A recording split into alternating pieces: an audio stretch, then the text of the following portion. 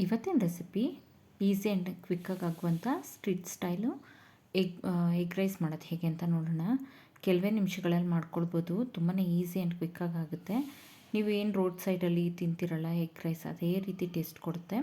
ಈಗ ಹೇಗೆ ಮಾಡೋದಂತ ನೋಡೋಣ. ಯಾರೆಲ್ಲ ವಿಡಿಯೋ ಪೂರ್ತಿ ನೋಡಿಲ್ಲ, ವಿಡಿಯೋ ಪೂರ್ತಿ ನೋಡಿ. ಹಾಗೆ ಸಬ್ಸ್ಕ್ರೈಬ್ ಮಾಡ್ಕೊಳ್ಳಿ, ಲೈಕ್ ಆ್ಯಂಡ್ ಶೇರ್ ಮಾಡಿ ಫ್ಯಾಮಿಲಿ ಆ್ಯಂಡ್ ಫ್ರೆಂಡ್ಸ್ ಜೊತೆಗೆ. ಇಲ್ಲಿ ನಾನು ಒಂದು ಕಡಾಯಿ ತೊಗೊಂಡಿದ್ದೀನಿ. ಕಡಾಯಿಗೆ ಸ್ವಲ್ಪ ಎಣ್ಣೆ ಸೇರಿಸ್ಕೊಳ್ತಾ ಇದ್ದೀನಿ ನಾನು.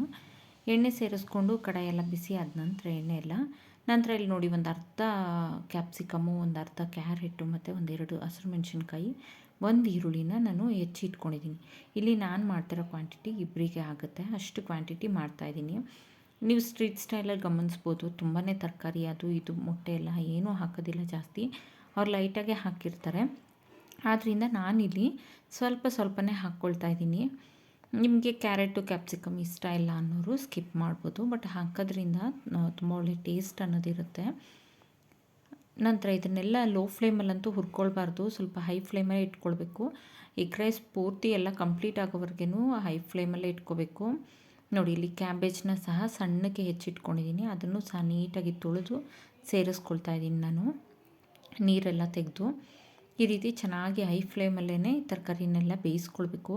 ತುಂಬ ಬೇಯೋ ಅವಶ್ಯಕತೆ ಇಲ್ಲ, ತರಕಾರಿ ಎಲ್ಲ ಸ್ವಲ್ಪ ಆಫ್ ಬಾಯ್ಲ್ ಆದರೆ ಸಾಕು, ತುಂಬ ಬೇಯಿಸ್ಕೊಳ್ಬಾರ್ದು. ಹಾಗೆ ಇಲ್ಲಿ ಒಂದು 3 ಮೊಟ್ಟೆನ ನಾನು ಹೊಡೆದು ಇಟ್ಕೊಂಡಿದ್ದೀನಿ.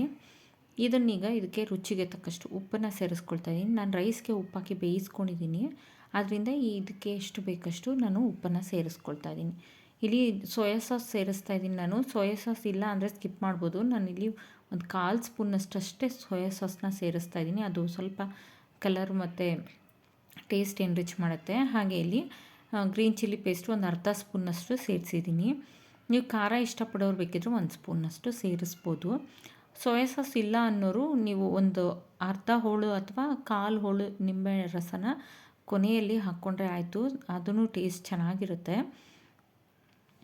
ಇಲ್ಲ ನೀವು ಕಾಶ್ಮೀರಿ ಚಿಲ್ಲಿ ಪೌಡರ್ ಇತ್ತಂದರೆ ಒಂದು ಅರ್ಧ ಸ್ಪೂನ್ನ ಅದನ್ನು ಹಾಕ್ಕೊಳ್ಬೋದು. ಈಗಿಲ್ಲಿ ನಾನು ಒಂದು 3/4 ಸ್ಪೂನ್ನಿಂದ 1 ಸ್ಪೂನ್ನಷ್ಟು ಪೆಪ್ಪರ್ ಪೌಡರ್ನ ಹಾಕ್ಕೊಳ್ತಾ ಇದ್ದೀನಿ. ಆಗಲೇ ಫ್ರೆಶ್ಶಾಗಿ ಪೌಡರ್ ಮಾಡ್ಕೊಂಡು ಹಾಕಿ, ತುಂಬಾ ಟೇಸ್ಟಿಯಾಗಿರುತ್ತೆ.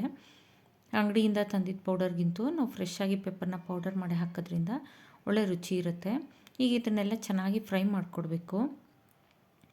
ಉಪ್ಪು ಖಾರ ಎಲ್ಲ ಚೆನ್ನಾಗಿ ಹಿಡ್ದು ಮೊಟ್ಟೆನೂ ಸಹ ನೀಟಾಗಿ ಬೇಯಬೇಕು. ಆದರೆ ಒಂದು 5 ನಿಮಿಷ ಫ್ರೈ ಮಾಡಿಕೊಂಡ್ರೆ ಸಾಕು, ತುಂಬ ಟೈಮ್ ಫ್ರೈ ಮಾಡಬಾರ್ದು. ನಾವು ಮೊಟ್ಟೆ ಎಲ್ಲ ಏನು ಸ್ಕ್ರ್ಯಾಂಬಲ್ ಆಗಿರುತ್ತಲ್ಲ, ತುಂಬ ಹಾರ್ಡ್ ಆಗಿಬಿಡುತ್ತೆ, ಅಷ್ಟು ಚೆನ್ನಾಗಿರೋದಿಲ್ಲ. ಸ್ವಲ್ಪ ಸಾಫ್ಟಾಗೇ ಇರಬೇಕು. ಈಗಿಲ್ಲಿ ನಾನು ಮಾಡಿಟ್ಕೊಂಡಿರೋಂಥ ರೈಸ್ನ ಸೇರಿಸ್ಕೊಳ್ತಾ ಇದ್ದೀನಿ. ನಾನಿಲ್ಲಿ ಸೋನಾ ಮಸೂರಿ ರೈಸ್ನ ಮಾಡ್ಕೊಂಡಿದ್ದೀನಿ. ನೀವು ಯಾವುದೇ ರೈಸ್ ಊಟಕ್ಕೆ ಯಾವ್ದು ಬಳಸ್ತೀರಲ್ಲ ಅದನ್ನು ಮಾಡ್ಕೊಳ್ಬೋದು. ಈಗ ಎಷ್ಟು ಬೇಕಷ್ಟು ಕ್ವಾಂಟಿಟಿ ನೋಡಿಕೊಂಡು ರೈಸ್ನ ಸೇರಿಸ್ಕೊಂಡು ನಂತರ ಇದನ್ನು ಚೆನ್ನಾಗಿ ಮಿಕ್ಸ್ ಮಾಡಿಕೊಡ್ಬೇಕು. ಇದು ಸಹ ಹೈ ಫ್ಲೇಮಲ್ಲೇ ಮಾಡಬೇಕು. ಉಪ್ಪು ಖಾರ ಏನಾದರೂ ಬೇಕಾಗುತ್ತಾ ಈ ಟೈಮಲ್ಲಿ ನೋಡಿಕೊಂಡು, ಉಪ್ಪು ಬೇಕಂದರೆ ಅಡ್ಜಸ್ಟ್ ಮಾಡಿ, ಖಾರ ಬೇಕಂದರೆ ಸ್ವಲ್ಪ ಪೆಪ್ಪರ್ ಪೌಡರ್ನ ಹಾಕ್ಕೊಳ್ಳಿ. ಇಷ್ಟೇ, ತುಂಬ ಈಸಿ ಆ್ಯಂಡ್ ಕ್ವಿಕ್ಕಾಗಿ ಆಗಿಬಿಡುತ್ತೆ. Street style egg rice ready ಇದೆ. ಈ ರೀತಿ ಮಾಡ್ಕೊಳ್ಳಿ. ಈ ವಿಡಿಯೋ ಇಷ್ಟ ಆದಲ್ಲಿ ಲೈಕ್, ಶೇರ್, ಸಬ್ಸ್ಕ್ರೈಬ್ ಮಾಡಿ. Thank you for watching.